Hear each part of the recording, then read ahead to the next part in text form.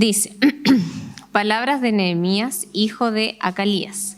En el mes de Quisleu, en el año 20 del rey Artajerjes de Persia, estando yo en la fortaleza de Susa, vino Ananí, uno de mis hermanos, con algunos hombres de Judá, y les pregunté por los judíos, los que habían escapado y habían sobrevivido a la cautividad por Jerusalén. Y me dijeron, el remanente, los que sobrevivieron a la cautividad allá en la provincia, están en gran aflicción y oprobio, y la muralla de Jerusalén está derribada y sus puertas quemadas a fuego. Cuando oí estas palabras me senté y lloré. Hice duelo algunos días y estuve ayunando y orando delante del Dios del cielo.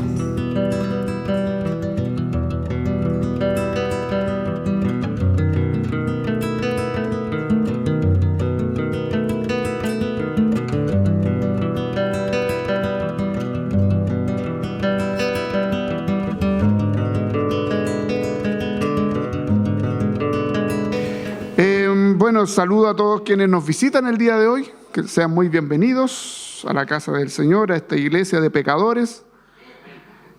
Amén. Y espero que después del sermón sigan diciendo amén. Y bueno, hoy empezamos una nueva serie de sermones basada, como ya partimos en este texto de Nehemías, así que quisiera que nos concentrásemos ahí, que abra su dispositivo, que vea su Biblia y que la mantenga abierta ahí en el capítulo 1 de Nehemías, entre los versículos 1 al 4. Queridos hermanos, como muchos de ustedes saben, en los últimos meses hemos vivido un tiempo de dolor como comunidad. Hemos tenido una profunda herida que luego de tener un tiempo de oración y reflexión como consistorio llegamos a la conclusión de trabajar una serie que nos ayude a sanar y reconstruir nuestra vida espiritual y nuestra vida comunitaria. Y es por ello que hoy presentamos esta serie Sanando las heridas, reconstruyendo la esperanza, un camino de restauración a través de el libro de Nehemías. Y esperamos que el Señor, por medio de su Espíritu Santo, nos sea bendiciendo a cada uno en lo individual y que ello nos permita ser fortalecidos también de manera comunitaria. El libro de Nehemías, seguramente ustedes más de algún momento lo han leído y en más de alguna vez han escuchado alguna serie respecto de Nehemías. Siempre el libro de Nehemías se ve para los temas de liderazgo, ¿no? El modelo del líder en el Antiguo Testamento. Hoy no vamos a ver el modelo de liderazgo. Vamos a ver algo más allá de la persona de Nehemías, vamos a ver algo más allá del liderazgo de Nehemías, sino que vamos a ver cómo el Señor interviene en el pueblo del Señor y cómo Él restaura al pueblo del Señor. ¿Ya? Así que, entrando ya a un contexto, unos 1000 años después del tiempo de Moisés, por una parte, y unos 400 años antes del nacimiento de Jesús, la nación de Israel y el pueblo judío se encontraban en un estado desesperado. Y para comprender un poquito más en profundidad esto que estaba ocurriendo con el pueblo de Israel, es importante que podamos leer los siguientes dos textos, y aquí le voy a pedir a Vinicius que pase aquí adelante y a Javo que pase aquí adelante, para que me puedan ayudar en la lectura. La primera lectura está en Deuteronomio 29, 24 al 29, y la segunda lectura, Deuteronomio 30, del 1 al 5. Para que lo vayan viendo ustedes también, Deuteronomio 29, del 24 al 29, y Deuteronomio 30, del 1 al 5. Dele nomás, estimado. Y todas las naciones dirán, ¿por qué ha hecho así el Señor a esta tierra? ¿Por qué esta gran explosión de ira?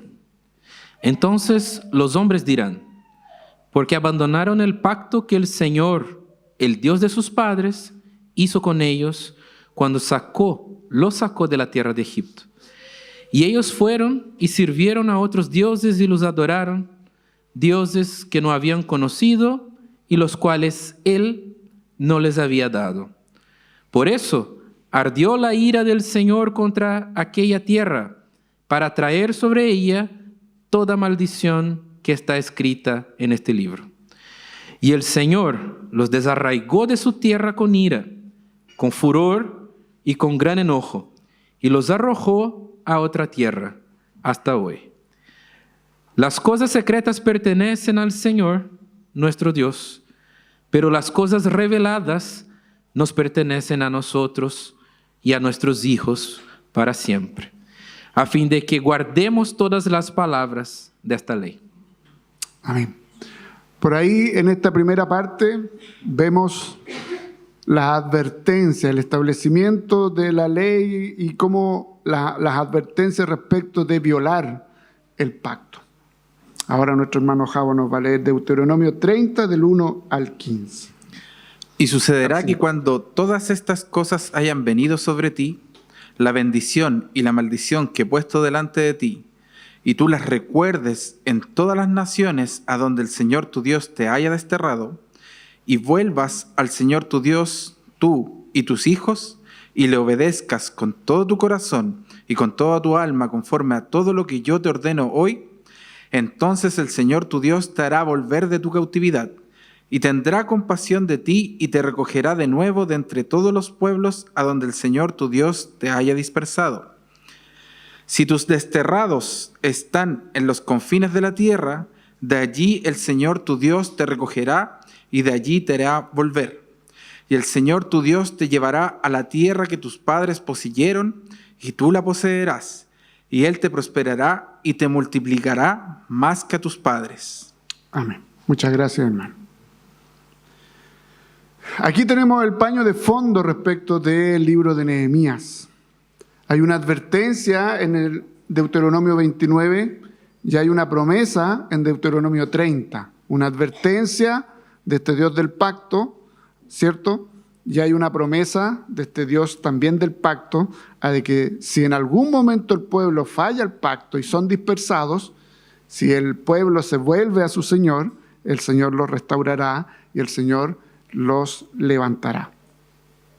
Luego nosotros podemos ver en Jeremías 25, que no voy a pedir a nadie que lo lea, en el capítulo 25, cómo el profeta Jeremías anuncia o profetiza lo que le iba a ocurrir a toda Israel. Tanto los del norte, porque ustedes se pueden recordar que después el pueblo de Israel se dividió en los del norte y los del sur.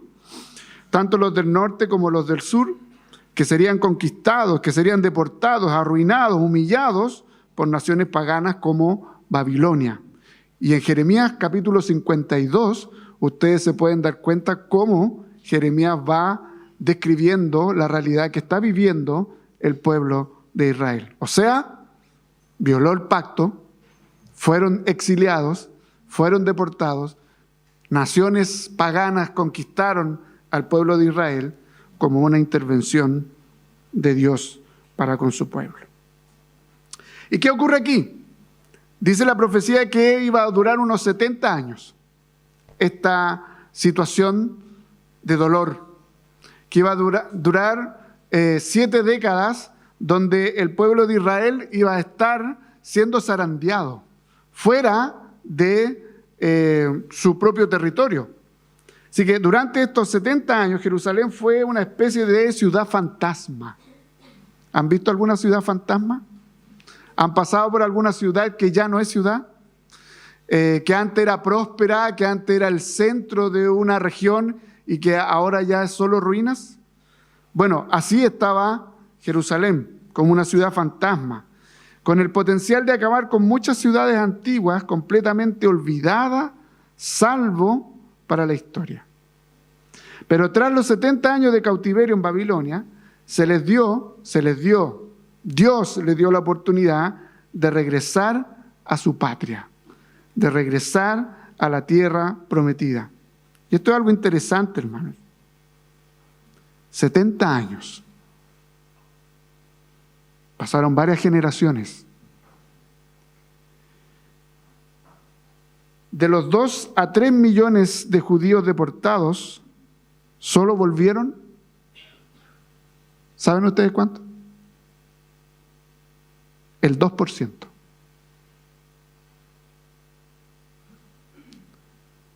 de 2 a 3 millones de deportados, solo volvieron cerca del 2%, o sea, unos 50,000 personas. Pero regresaron y en la época de Esdras reconstruyeron el templo y sentaron de nuevo las bases espirituales de Israel. Regresaron con Zorobabel, ¿cierto? Y todo esto son historias paralelas. Con Zorobabel, luego entra en escena Esdras y por ahí también entra en escena Nehemías. Pero llama la atención, ¿no? ¿Por qué 2 millones de personas se pueden haber quedado en otro lugar donde los humillan, donde los maltratan y no volver a su tierra y solo volver 50,000 personas? Eso puede decir mucho, no vamos a hacer un análisis sociológico, pero sí espiritual. El pueblo de Dios finalmente se había apartado y se había adaptado a los que lo cautivaron, a aquellos que lo habían conquistado. El libro de Nehemías comienza 15 años después del final del libro de Esdras, casi 100 años después del regreso de los primeros cautivos a la tierra prometida y unos 150 años después de la destrucción de la ciudad de Jerusalén. Ha pasado harto tiempo para ver el tema de Nehemías. 150 años. Y después de este largo tiempo, las murallas de la ciudad de Jerusalén aún estaban en ruinas. O sea, Esdras se encargó de levantar espiritualmente al pueblo, ¿cierto? Pero no se había podido levantar las murallas. ¿Y qué tiene que ver las murallas con una nación? ¿Qué tiene que ver una muralla con un pueblo? Bueno, las murallas son el símbolo de protección, finalmente, de resguardo, de refugio, de cuidado, de prosperidad. Y esas murallas en Jerusalén estaban en el suelo. Hoy, en nuestro primer sermón, hablaremos sobre la importancia de reconocer el dolor como un primer paso a la sanidad. Y esto con el propósito de validar el dolor y el quebrantamiento como una respuesta legítima a las heridas y la importancia de la honestidad emocional ante Dios y la comunidad. Repito, la importancia de reconocer el dolor como un primer paso hacia la sanidad. A veces, como evangélicos, se nos ha dicho que nosotros los evangélicos no debemos sufrir, ¿cierto? Que el evangélico no debe llorar, que el evangélico no debe estar cansado, estresado, que el evangélico no puede ir al doctor, que el evangélico no puede ir al psicólogo, que el evangélico menos puede ir al psiquiatra, porque eso no es de creyentes. El verdadero creyente es alguien estoico, ¿cierto? Hermanos, no somos estoicos. Tú y yo no somos estoicos. Somos absolutamente frágiles delante del Señor. Y cuando nos creemos estoicos, el Espíritu del Señor viene a quebrantarnos. El pueblo de Israel se creyó más de lo que debía creerse. Se creyó más que su Dios y se fue con otros dioses. Y Dios les dijo, yo no quiero eso. Yo no quiero eso de mi pueblo. Y como estaba tan duro de servirse el pueblo de Israel, lo que el Señor hace es intervenir. Entonces, lo que pretendemos ver en estos primeros 4 versículos es cómo nosotros es importante que podamos reconocer el dolor como parte nuestra, pero también que hay dolores y dolores. Hay algunos dolores que son ocasionados por el azar, hay algunos dolores que son ocasionados por agentes externos, pero hay otras veces que los dolores los buscamos.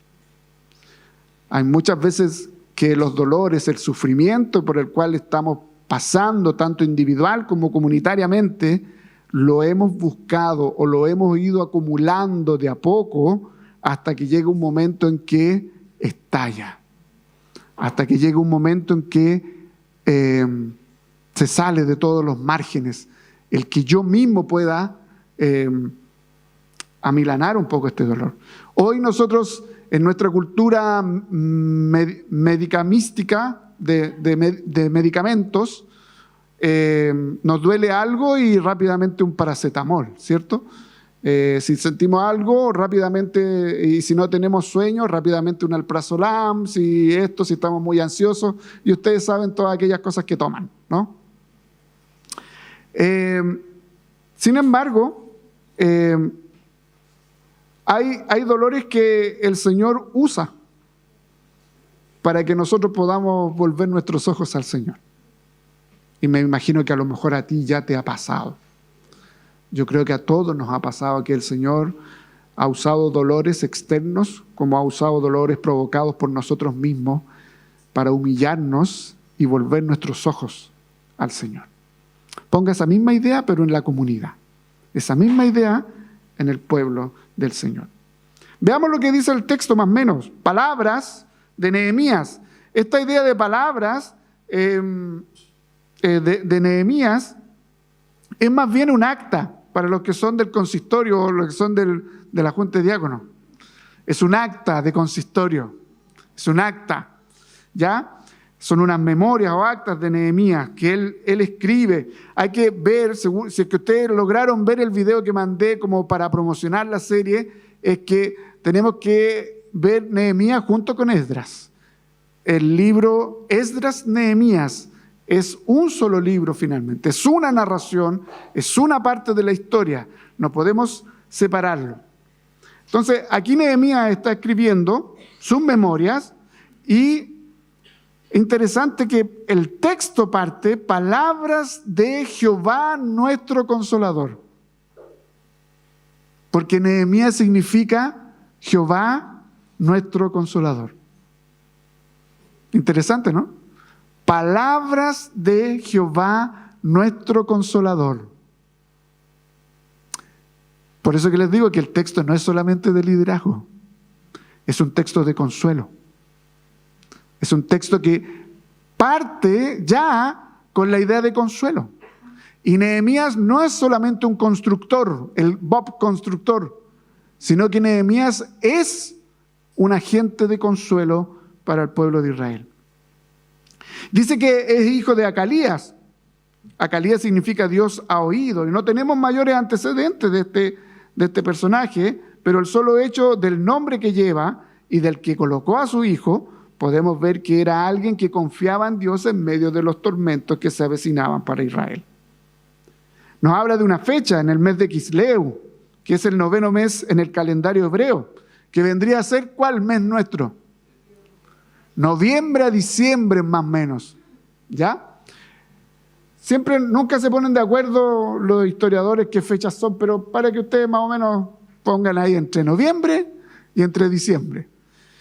Y en el año 20 del rey Artajerjes de Persia, conocido como Artajerjes Longaminus. Raro el nombre, ¿no? Pero como que nos podemos hacer una idea de la longanimidad de este rey. Era un rey considerado como compasivo. Nótese, el conquistador de Babilonia, para todos los pueblos que conquistaba, era compasivo con ellos. El conquistador pagano era compasivo con aquellos que conquistaba. Esto es súper importante porque si ustedes siguen leyendo el libro de Nehemías, Nehemías en algún momento se enoja de tal manera que agarra a algunos de los suyos, de sus compañeros, lean, búscanlo, y los agarra de las barbas, le tira los pelos por la injusticia que cometen entre sus propios compatriotas. Sin embargo, un pagano le enseña lo que es la compasión. ¿Saben por qué? Porque el Señor nos quiere enseñar eso. Pero como estamos tan ensimismados, como estamos tan encerrados en nosotros mismos, este es mi dolor, es mi sufrimiento, no hay nadie más a mi alrededor, que llego incluso a ser poco tolerante, poco compasivo con otros, viene el Señor y nos coloca un pagano para decirnos, yo soy compasivo. Y si un pagano es compasivo, el pueblo del Señor debiese ser aún más compasivo. ¿Se entiende, no? Esa es un poco la idea que nos está ya entregando el texto. Y él fue, este Artajerjes, quien promovió que se restaurara tanto la ley de Moisés por medio de Esdras y la reconstrucción del pueblo por medio de Nehemías. Y dice Nehemías, estando yo en la fortaleza o en el palacio fortificado de Susa, capital de los persas. Más adelante vamos a ver un poco más de este Nehemías.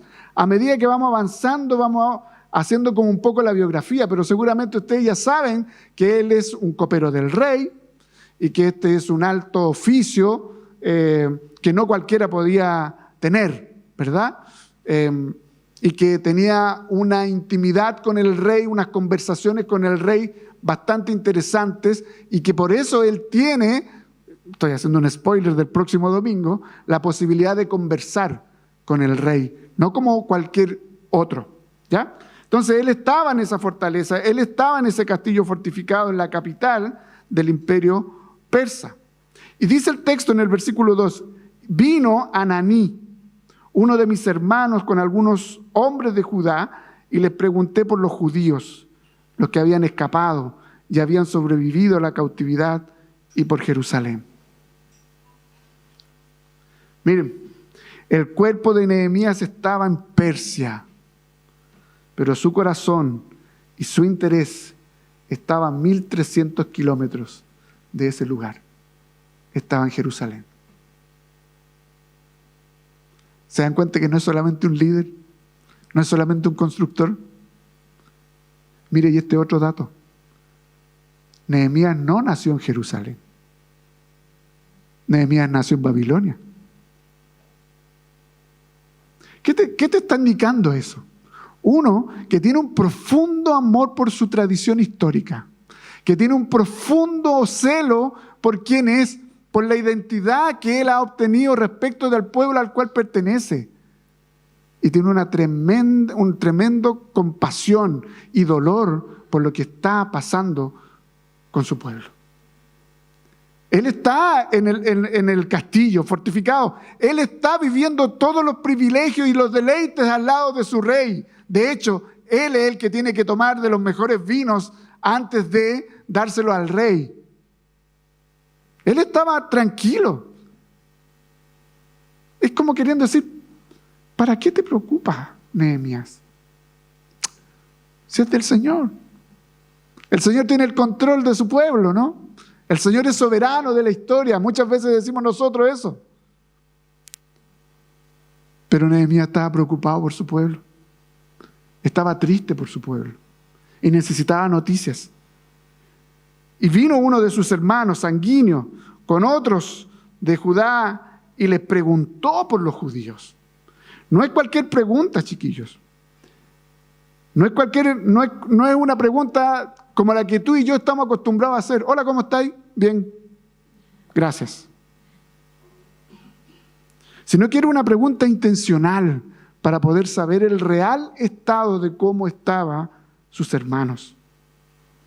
Y no solo veía al pueblo, a su pueblo como un pueblo, como chileno, sino que los veía como sus hermanos. Hay una diferencia en ello, entre vernos como chilenos, entre vernos como hermanos. Porque como hermanos sufrimos el uno por el otro. Díganme, a lo mejor en ustedes, en su familia, siempre hay alguien, o a lo mejor eres tú, puedo ser yo, el oveja negra de la familia. ¿Cierto? Siempre hay uno que hace sufrir a la familia. Una familia o un par dentro de la familia que hace sufrir. ¿Cierto? Siempre hay alguien.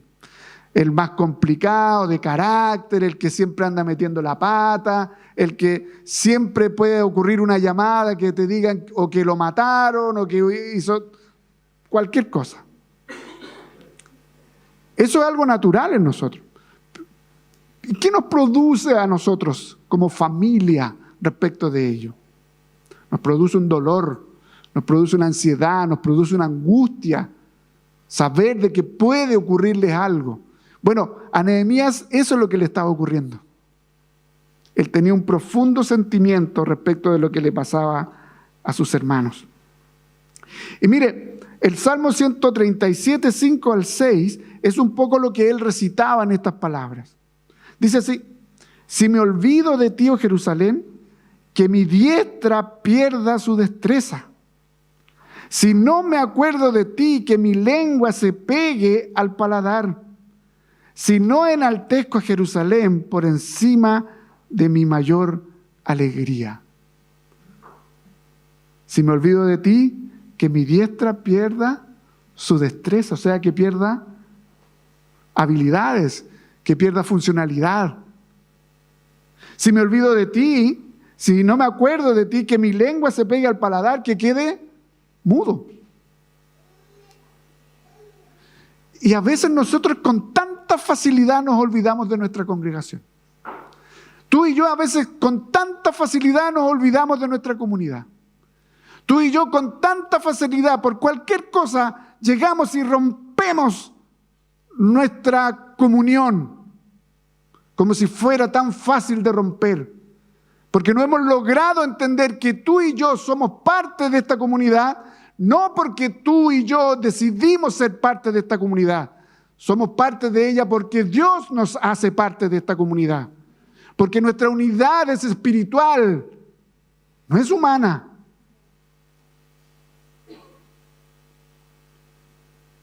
Con tanta facilidad que he estado viendo este último tiempo en que me dice: pastor, no voy a ir hoy día a la iglesia en la tarde.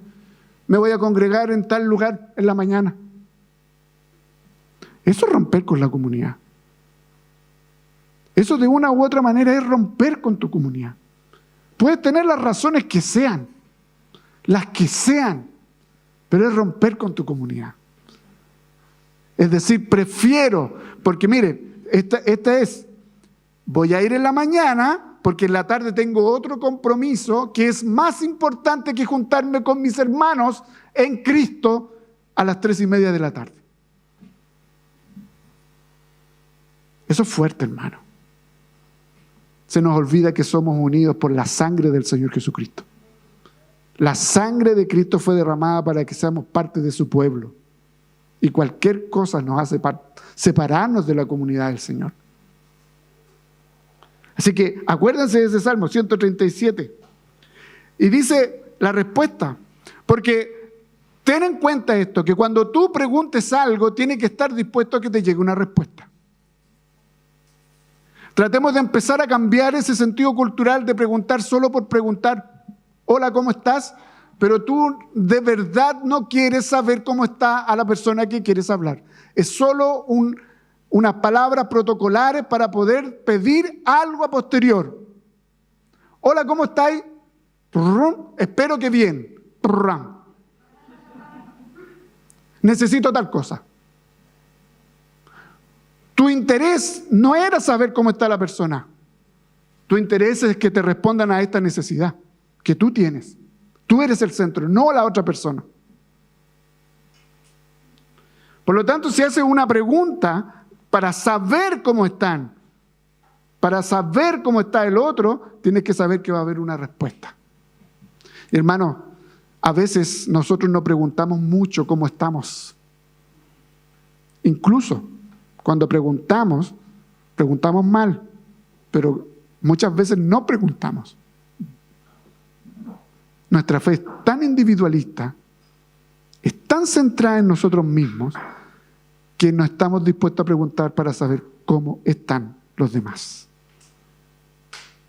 Oye, nos vino el hermano tanto, sí, así. Siempre ha sido así. Nunca ha perseverado.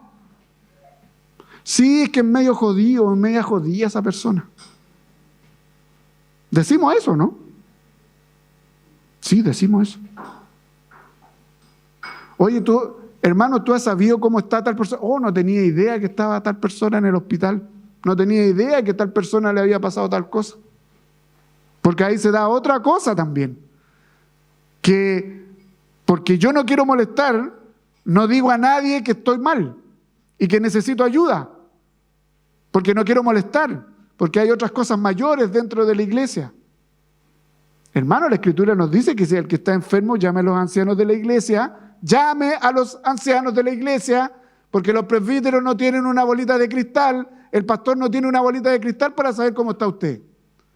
Llame a los pastores, llame a sus diáconos para contactarse y decirle, mire, esto me falta, necesito esto, estoy con este problema, estoy yendo al hospital, tengo este problema con mi familia. ¿Cómo vamos a saber si no nos comunicamos? Necesitamos comunicarnos, necesitamos saber del otro. Y una forma de saber del otro, ¿sabe dónde es? En la reunión de oración, donde muchos de ustedes no se conectan. Y voy a ser majadero con esta cuestión.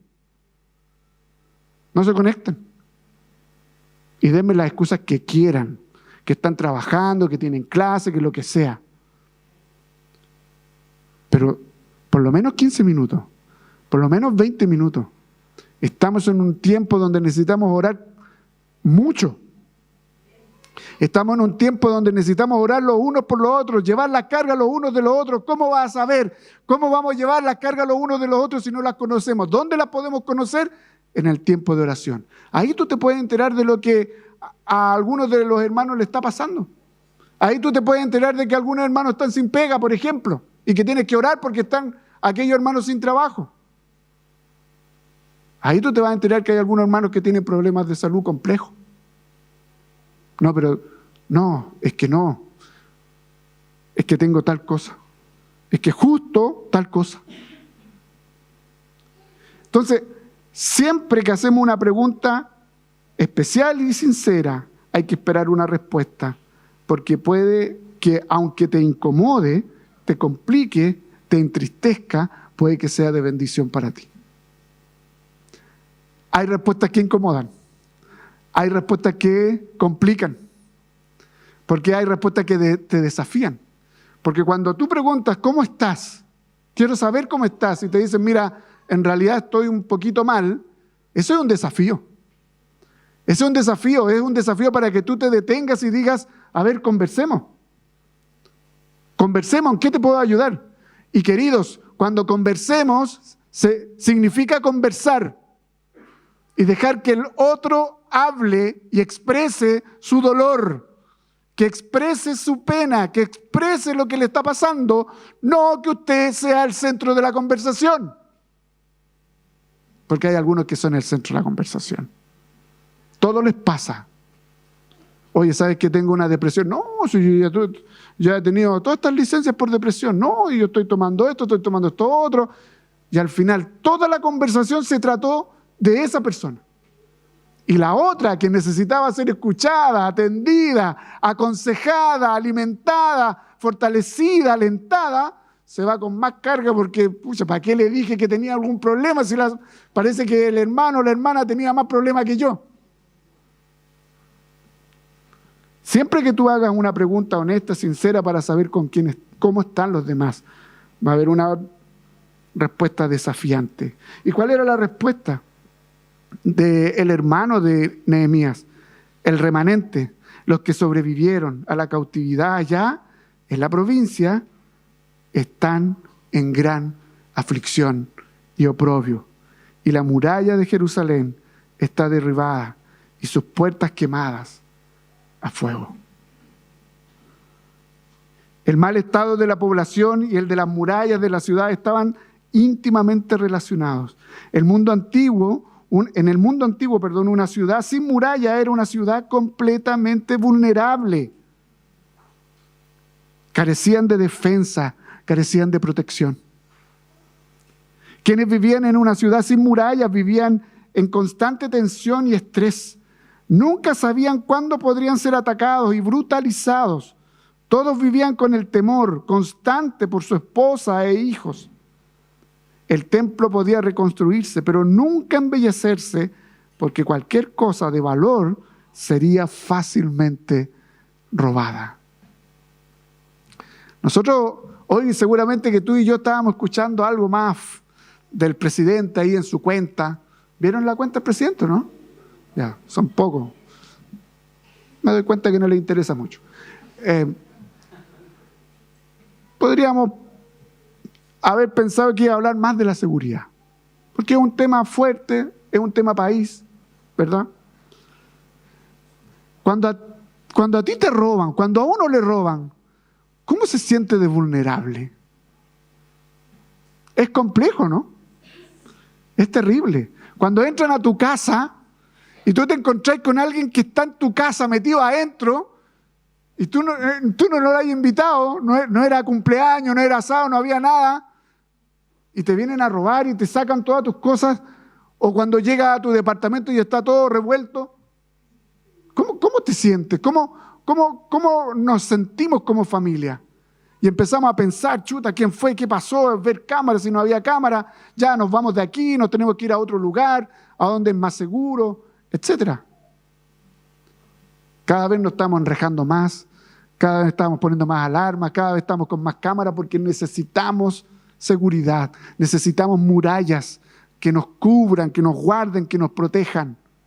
Bueno, Jerusalén está sin las murallas y en cualquier momento podían volver los conquistadores a robar, a atacar, a violar a las mujeres, a violar a las hijas. Ese es el panorama. Es un panorama de dolor, es un panorama triste, es un panorama complejo. No es de extrañar que el pueblo viviera en constante angustia, en constante desgracia, viviendo solo como, porque el texto lo dice, como sobrevivientes. Más de alguna vez tú y yo hemos dicho, ¿cómo estamos? Sobreviviendo. Ellos sí que eran sobrevivientes. Y luego, mire, y aquí terminando con el texto, ¿qué es lo que le pasa a Nehemías cuando escucha la respuesta? Pongamos atención. Cuando oí estas palabras, pongan atención a esa palabra, oír, me senté y lloré.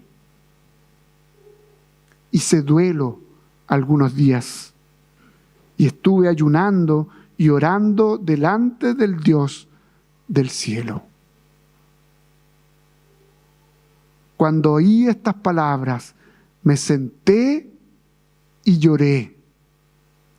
Hice duelo. Ayuné, oré.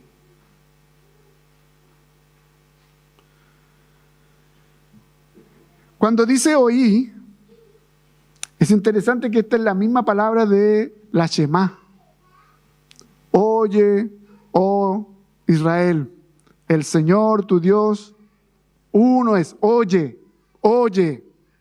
Porque a veces no oímos, solo escuchamos. Oye, pon atención conscientemente de lo que te voy a decir. Es la Shema. Aquí la idea es la misma.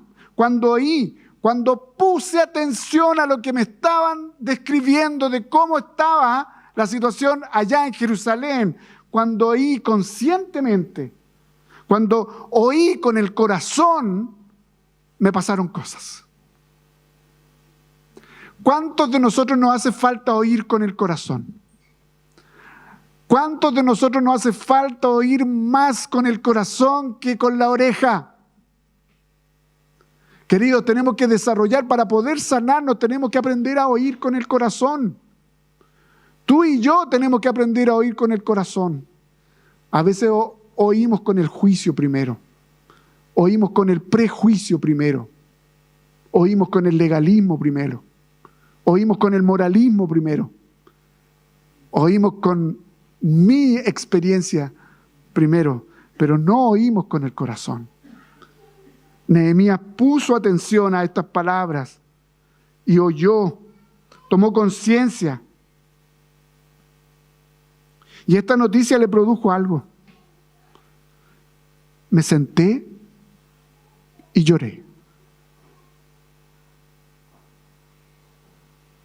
Me senté y lloré. Cuando tú ves la palabra sentar, tú te puedes imaginar cómo estás sentado que puede haber sido una silla o una roca, ¿cierto? Y que él se sienta como para poder asimilar un poco más lo que estaba pasando. Muchas veces nos dicen cuando uno va al hospital o cuando nos tienen que transmitir una información o una noticia un poco negativa, nos dicen, mejor tome asiento, tráiganle agüita, porque lo que se viene es fuerte, ¿no? Pero no tiene que ver mucho con eso. ¿Sabes lo que le pasó a Nehemías? Se le desvanecieron las piernas. Él no se sentó. Él se desvaneció. Fue tal el impacto que tuvieron las palabras de dolor de su pueblo a su corazón, porque oyó con el corazón, que él se derrumba. Se derrumba. Se desvanece. Y junto con ello, al mismo tiempo, al mismo momento, al mismo instante, suelta las lágrimas y se pone a llorar. Sí, porque los hombres podemos llorar, ¿sabían? A todos los machitos que se creen que no pueden llorar o que no deben llorar, lloren. Lloren como hombres. Está permitido en la Escritura llorar, y si la Escritura lo permite, lloren. Lloremos. Lloremos con Nehemías. Lloremos por ese pueblo que estaba ahí, en esa cautividad, sufriendo. Lloremos por nosotros, queridos. Lloremos por nosotros. Lamentémonos por nosotros. Porque esa es un poco la idea de lamentarse, llorar.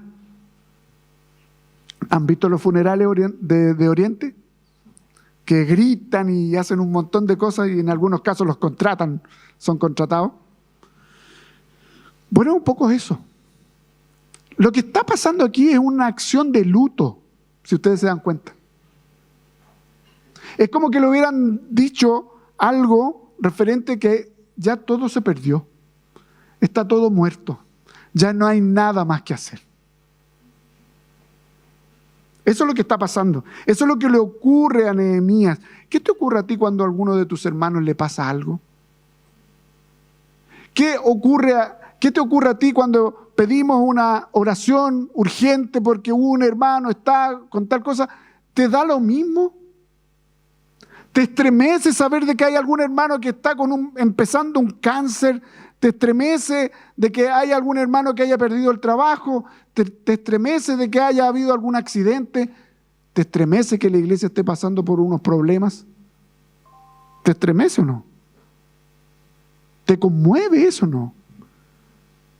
¿Te quita la fuerza de las piernas eso o no? ¿Has llorado el último tiempo por tu iglesia? ¿Has llorado por tu hermano? ¿Hemos llorado por nuestros hermanos? Hemos llegado a sentir el dolor, hemos llegado a experimentar el dolor que puede sentir el otro respecto de lo que está viviendo y de lo que está pasando.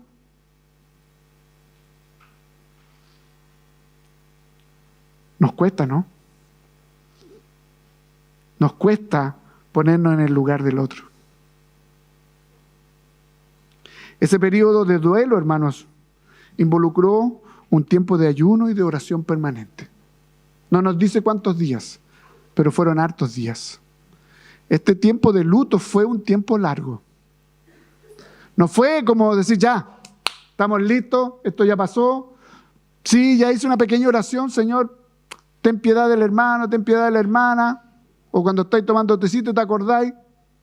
Porque a veces los niños acuerdan a los papás que tienen que orar, ¿no? Ese periodo involucró un tiempo de ayuno y oración y estamos malos para orar. ¿Y para qué les digo si estamos bien en el ayuno? ¿Hace cuánto tiempo que la iglesia no ayuna? ¿Hace cuánto tiempo tú y yo no ayunamos? ¿Cómo creen que nos vamos a sanar, queridos? ¿Cómo creen que nos vamos a reestructurar? ¿Cómo creen que podemos salir adelante? ¿Cómo creen que nos podemos levantar de lo individual y comunitario si no buscamos al Señor? Si no oramos, si no ayunamos. Tenemos vigilia. Viene un cuarto de la iglesia a la vigilia. Todos tienen problemas para venir a la vigilia. La gran mayoría tiene problemas. Pero cuando hay asado parece que no hay problema. Pero cuando hay carrete parece que no hay problema. Ahí aparecen todas las soluciones para poder ir a cualquiera de aquellos lugares. No estoy diciendo que no puedan ir. Pero así como tenemos la disposición, motivación y movemos cielo, mar y tierra para poder ir a algún lugar, a algún festival de rock, lo que sea, a un casino, a lo que sea, y dispongo mis tiempos, dispongo mis recursos, debiésemos tener la misma disposición para juntarnos a orar los días jueves a las 20 horas, para juntarnos a orar aquí a las 15 horas cada domingo, y para juntarnos en las vigilias, y para llegar aquí a la hora al culto como corresponde. Porque el culto es a las 3:30, no es a las 4, es a las 3:30. El culto es a las 3:30. Tú y yo tenemos que llegar antes al culto. Y ojalá llegar a las 3 para que podamos orar. Queridos, aquí vemos a este Nehemías pastoral. Aquí vemos a este Nehemías consolador. Aquí vemos a este Nehemías que se preocupa de su pueblo. Mire, todavía no pasa nada, todavía no habla con su jefe, todavía no habla con su rey, todavía ni siquiera lo declaran gobernador. Spoiler para el otro domingo. Pero él ya estaba preocupado por su pueblo. Él ya lloraba por su pueblo. Él ya clamaba por su pueblo. Igualito a los políticos hoy. Igualito a los líderes, nosotros como líderes, igualitos a Nehemías. Tengo tanto que aprender de Nehemías. Tengo tanto que decirle, Señor, perdón, porque no me he preocupado de tu pueblo como corresponde. Porque no he llorado por tu pueblo como corresponde. Porque no he clamado por tu pueblo como corresponde. Y le pido perdón al Señor por eso. Hermanos, para terminar, ahí si me puede ayudar, Vini, vienen unas pequeñas aplicaciones o conclusiones.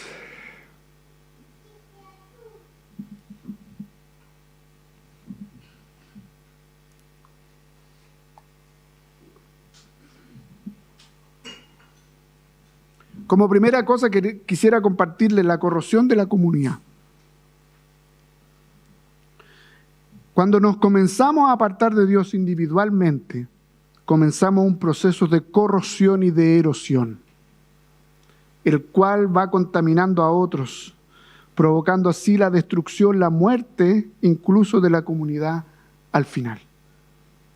La corrosión, seguramente ustedes deben saber, es un proceso químico que va destruyendo los elementos. Pero se va destruyendo en el tiempo. Se va acumulando en el tiempo. No es algo de un momento a otro. Va minando de a poco, desde adentro hacia afuera, desde a poco, de a poco, de a poco, de a poco. Por ello, queridos hermanos, que como comunidad podemos ser corroídos. La corrosión puede estar dentro de nosotros. Y nos podemos estar oxidando. Y esa oxidación nos lleva a apartarnos de Dios, no solo individual, sino que comunitariamente. Nos lleva a despreciar las bendiciones del Señor. Por ello, por ejemplo, este proceso de corrosión interno en una congregación, en una comunidad, por ello tus chismes son parte de la corrosión. Tus ideologías son parte de esta corrosión. Tu relativismo, tu relativizar la bondad de Dios, relativizar la palabra de Dios es parte de esta corrosión. Tus laxitudes también son parte de esta corrosión. Tus ensimismamientos, tus adulterios, tus fornicaciones también son parte de esta corrosión. Tus excesos, tus irresponsabilidades, tus displicencias, tus negligencias, tus sentimientos y emociones negativos también son parte de esta corrosión. Tu mala actitud, tu egocentrismo, en que todos tenemos que girar en torno a ti. pero tú nunca te desprendes para girar en torno a alguien. Tu moralismo, tu legalismo y un largo etcétera son parte de esta corrosión interna de la comunidad. Que además, si se mantienen en el tiempo, nos va degradando y nos va a ir destruyendo como iglesia, como comunidad. Pongamos atención a ello. En segundo lugar, por favor, Vini. Quería compartirles una bendita interrupción. ¿A quién le gusta que le interrumpan? Si hay alguna cosa que a mí me cargue es que me interrumpan. Pero hay interrupciones que son benditas. Dios en su plan redentor levantó a esta iglesia a uno con una misión y con una visión que si se ha ido desgastando en el andar, Dios en su inmensa compasión nos viene a interrumpir. Dios está interrumpiendo a la iglesia y tenemos que entenderlo de esa manera. Dios interrumpe a su pueblo para que no sigamos haciendo las cosas a nuestra manera, para que se siga corroyendo la comunidad. Dios interviene en su iglesia, en su inmensa compasión, para que despertemos de este sueño de muerte a la realidad de una vida abundante en Cristo. Hermanos, a veces nos conformamos con tan poco, despreciando a nuestro Señor. Porque Dios nos ama, dice la Escritura, y nos ama con amor eterno, es que permite que suframos en lo individual y que también suframos comunitariamente. Él permite que la multitud de nuestros pecados nos afecten.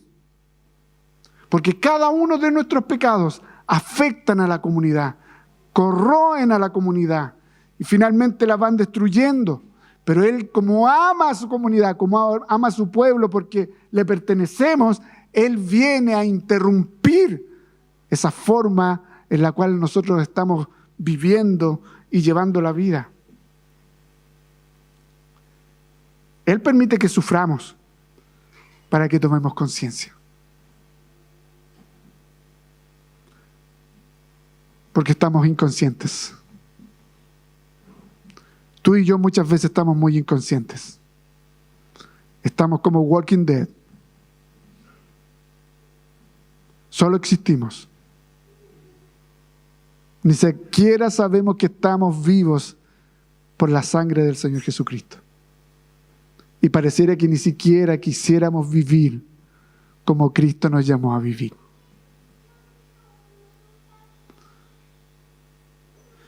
Así que el Señor interrumpe para que tomemos conciencia de nuestra profunda necesidad de Él y que debemos volvernos a Él. Hermanos, queridos, por favor, el que usted venga aquí domingo a domingo y sirvan todos los departamentos no significa que está cerca del Señor. El que yo esté predicando aquí ahora no significa que tengo una comunión estrecha con Dios. Puede ser todo lo contrario.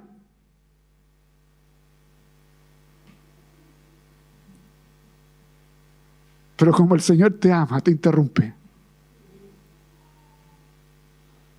Como el Señor ama a la iglesia, la interrumpe. Porque no quiere que siga de la misma manera. Dios no quiere que sigas igual. Dios no quiere que sigas pensando en ti mismo. Dios no quiere que siga pensando en mí mismo. Sino que piense primero en Él. Y que piense en el prójimo. Que piense en su iglesia. Así que hay que darle gracias al Señor por la interrupción. Y en tercer y último lugar, por favor, Pini, tenemos que estremecernos todos como familia. Para sanarnos tenemos que estremecernos entre todos como familia. Tenemos que conmovernos entre todos como familia. Somos una familia, hermano. Somos un pueblo. Somos una comunidad. Tenemos que estremecernos, tenemos que llorar, tenemos que lamentar. Tú Tú tienes que lamentar el apartarte día a día del Señor. Yo tengo que lamentar cuando vaya a cerrar mis ojos. Tengo que lamentar todos mis pecados. No solamente porque afectan mi relación con Dios, no solamente porque me destruyen a mí, sino porque entiendo que si estoy unido espiritualmente con mi comunidad, también le están afectando a otros.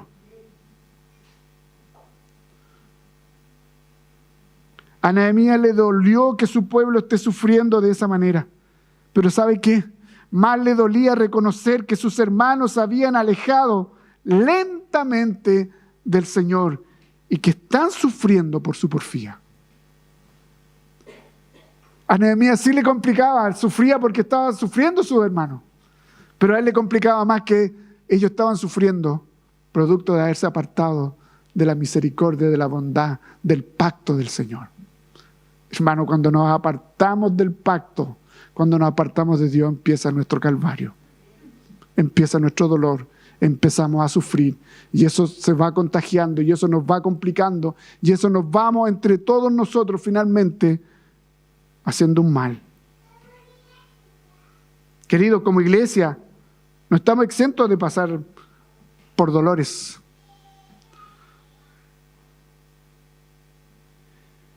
Y tenemos que decirlo, estamos pasando por algo doloroso para el alma, para el corazón de cada uno de nosotros y como comunidad, que sin duda nos ha conmovido, que sin duda nos ha movido el piso.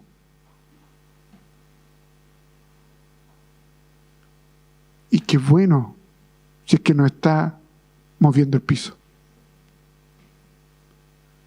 Démosle gracias al Señor si sentimos que se nos está moviendo el piso. Porque el que cree estar firme, mire que no caiga. Pero lo que más nos debe estremecer es que lentamente nos estemos yendo tras otros dioses que de a poco nos están alejando del Señor y nos están llevando por camino de muerte. Ustedes saben lo que dice Calvino, que nuestro corazón es una fábrica de ídolos. ¿Saben lo que pasa? Que tú y yo somos expertos en mirar los ídolos en los demás.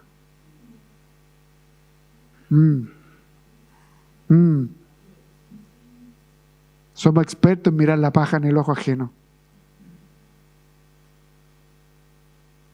Pero pucha que regaloneamos nuestros propios ídolos.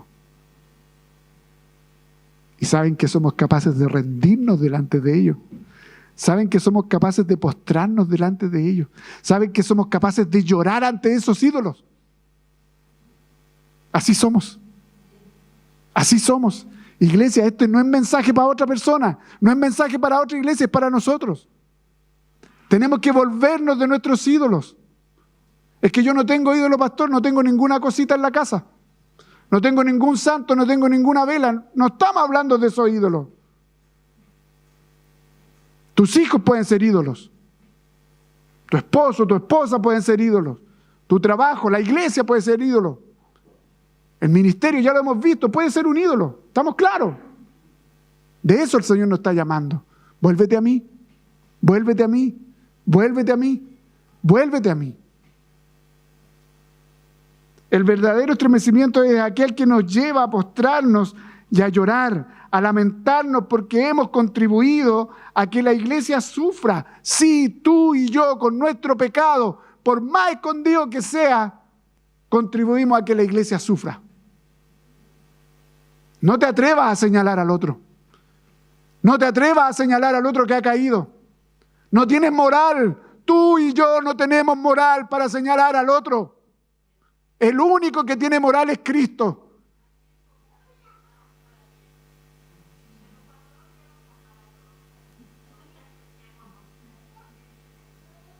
Está hablando otro espíritu en ese momento, ¿no?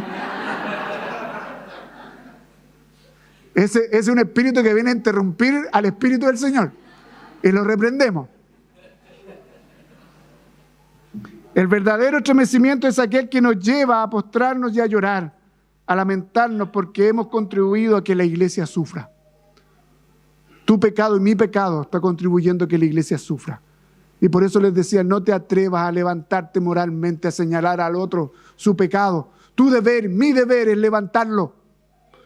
Nuestro deber es levantarlos. Hijitos míos, dice la Escritura, vosotros que sois más espirituales, si hay alguno de vosotros que ha caído, nosotros lo que tenemos que hacer es levantarlo. Tenemos que levantarnos entre nosotros. Tenemos que, si está caído, si está acongojado, si está afligido, si ha tropezado en pecado, nosotros no somos quien para juzgar. Tú y yo no somos quien para tirar las piedras. El que esté libre de pecado, tire la primera piedra.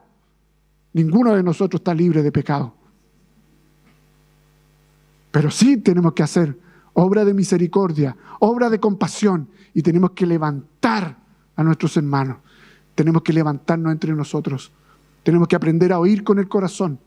Tenemos que aprender a escuchar, a lamentarnos por el otro y ofrecer no solamente nuestras manos, ofrecer nuestro corazón, ofrecer nuestra oración, ofrecer nuestros recursos incluso para poder bendecir al otro, para poder ayudar al otro. Que el Señor tenga misericordia de nosotros.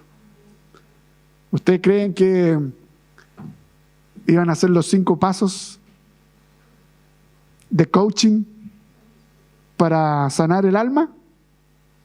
Para restaurar el corazón. No es así, hermano. Aquí hay una sola cosa. Arrepintámonos de nuestro pecado.